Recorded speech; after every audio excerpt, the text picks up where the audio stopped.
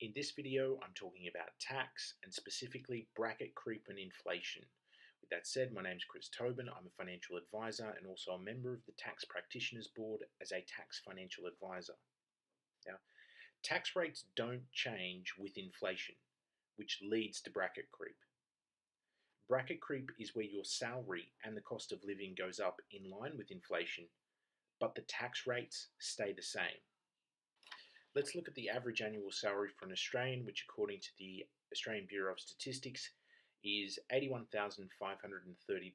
What we're going to do is round that figure down to $81,000, and then we're going to apply inflation at 2.5% per annum. Now, I put this forward over 12 years to cover multiple election cycles. If we start off at $81,000, by the end of the 12th year, the average annual salary is going to be closer to $109,000. Now, at the moment, the blue line on the chart represents the $87,000 tax threshold under the marginal tax rates that we currently have.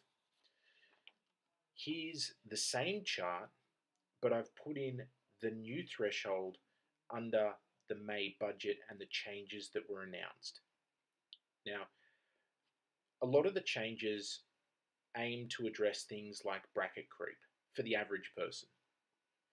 So back to the average annual salary, we apply inflation, and then in this next chart, all we need to do is move from left to right.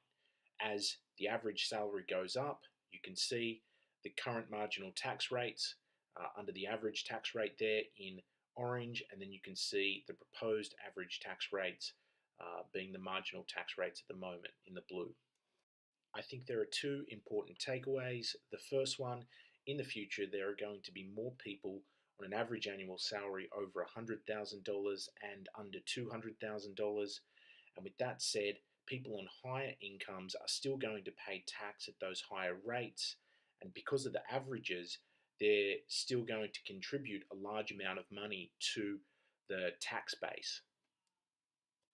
Now, there's a lot that can be said about the disincentive of high taxes. Now, I don't think anyone ever looks at their income and says, no, I'm not going to earn an extra $20,000 because I'll pay too much extra tax.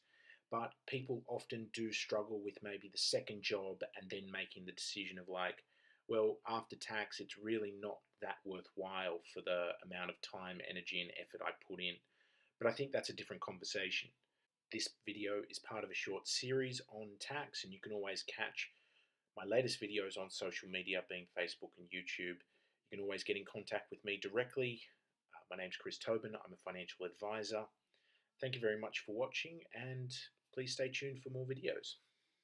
Now, everything in this video has been covered under factual information and general financial advice because it doesn't take into consideration your personal financial goals, needs, or objectives.